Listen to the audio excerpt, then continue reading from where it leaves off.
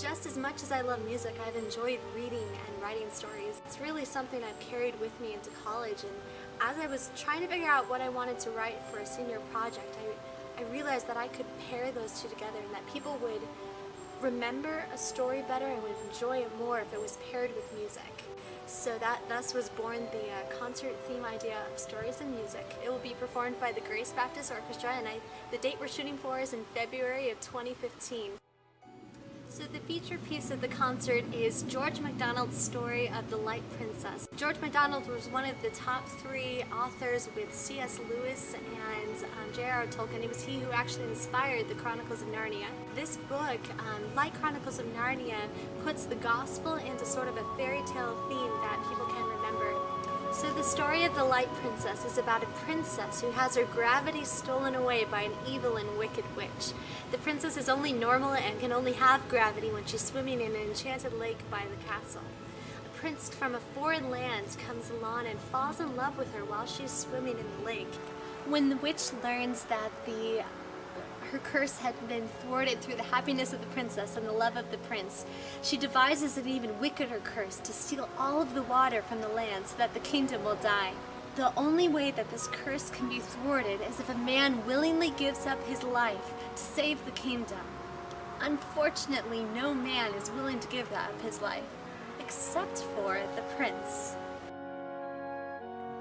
George MacDonald does an amazing job of weaving into his story of the Light Princess, the story of redemption and what Jesus Christ did for us.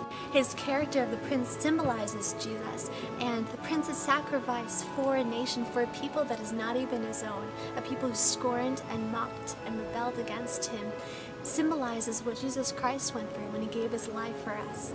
The princess, and actually all of the kingdom combined, are really a symbol of us, as our hearts were so hardened we did not deserve the love of a prince who would so willingly give his life up to us. As I've been writing this music, I've been amazed at the symbols of the passages that are so clearly in the Bible that he's weaving into the story, and it seemed like the perfect transition for me to go directly from the Light Princess into the story of the gospel and the true story of redemption through music. Beginning in the fall semester, I began collaborating with the artist Jay Wegter to bring the pictures from the Light Princess to life. I've really enjoyed working with Jay as he puts as much passion into his artwork as I put it into my music. We've selected 10 different scenes from the Light Princess that we think would best bring this story to life and to help our viewers and listeners to visualize it as they hear the story unfolds.